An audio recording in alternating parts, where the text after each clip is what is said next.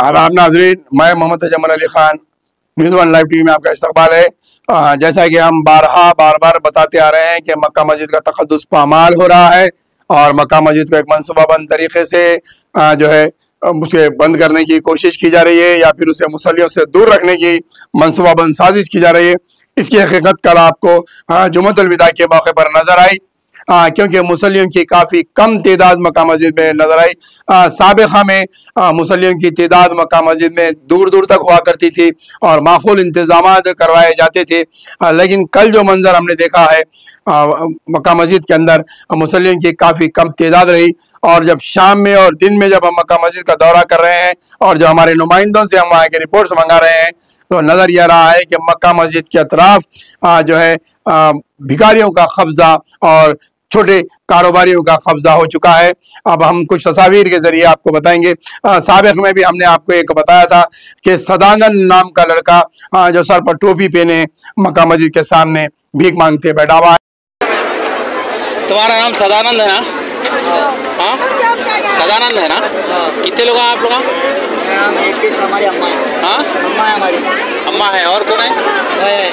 और बस तो इधर आके मांग रहे हैं? साल को एक बार आता है। साल को एक बार आते हैं? वो जाती है ईद के बाद, ईद के दिन। ईद के दिन। और तुम्हारे एक प्रेस वाले भी पूछे थे ना? अच्छा, जान तो ठीक है। तुम्हारा नाम पूरा क्या है? सदानंद अमृत। सदानंद अमृत। कहाँ रहते? इधर। बिदर। ठीक है। और ये बच्चा गुलबर्गे से यहाँ पर आया हुआ है। इसी तरह से और दीगर जो है ख़वातीन हम आपको तस्वीर में बता रहे हैं। आप देख सकते हैं कि ये भी दीगर रियासतों से, दीगर अजला से मक्का मस्जिद पर आए हुए हैं। तो यहाँ पर बात ये हो रही है जहाँ पर गोशा महल के MLA काफ़ी हद तक मुसलमानों की मुखालिफत करते हैं, उनसे तिजारत को बैकाट करने की बात करते हैं, उनको तिजारत से रोकने की, उनसे बात खरीदने की बात करते हैं, तो उनके कारोबार पर एहतजाज करते हैं, उनके वजूद पर मुसलमानों के सवालात उठाए जाते हैं। तो फिर उन्हें ये क्यों नज़र नहीं आता कि उन्हीं की कौम के अफराद जो है मक्का मस्जिद के सामने बैठ कर फिर मुसलमानों से ही जो है खैरात मांग रहे हैं। तो यहाँ पर उनकी अना और उनका ईगो कहाँ जाता है, कहाँ उनका हिंदुत्व का इमेज जाता है? क्यों वो आकर अपने इन अफराद को उठा कर ले जाते हैं और उनकी जो है माली इमदाद करते हैं? उन्हें क्यों नहीं कहते कि तुम क्यों मुसलमानों से के सामने हाथ फैला रहे हो?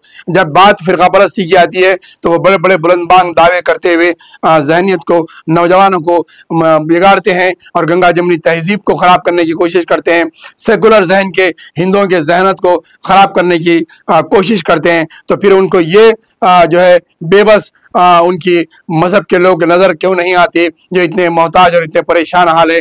तो इस तरफ जो है मक्का मस्जिद के बारे में हम बता रहे थे कि मक्का मस्जिद का तक़द्दुस किस तरीके से पामाल हो रहा है।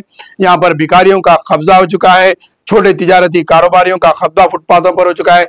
मुसल्लियों को नमाज के लिए कल काफ़ी हद तक जो है दूर रहे, क्योंकि मक्का मस्जिद को आना एक दुश्वार कुन मसला बना दिया गया है। लोगों के लिए पार्किंग की मुश्किलें कल जुम्मतुल विदा के बावजूद जैसा इज्तिमा था उसके बावजूद डिपो की जो है पार्किंग बंद रखी गई थी, वो खोली नहीं गई थी। तो मुसलमान नमाजियों के मुसल्लियों के लिए आने के लिए पार्किंग की काफ़ी दुश्वारी थी। जब शाम के टाइम पे पार्किंग के लिए, कारोबार के लिए पार्किंग खोली जा रही है, पैसा वसूल किया जा रहा है, तो दिन में पार्किंग क्यों बंद रखी गई थी? और मुसल्लियों को आने के लिए काफ़ी हद तक दुश्वारियों का सामना है, जिस वजह से मुसल्ली मक्का मस्जिद को आने से खासी रहे। यही वजह है कि मक्का मस्जिद में तादाद कम होते जा रही है।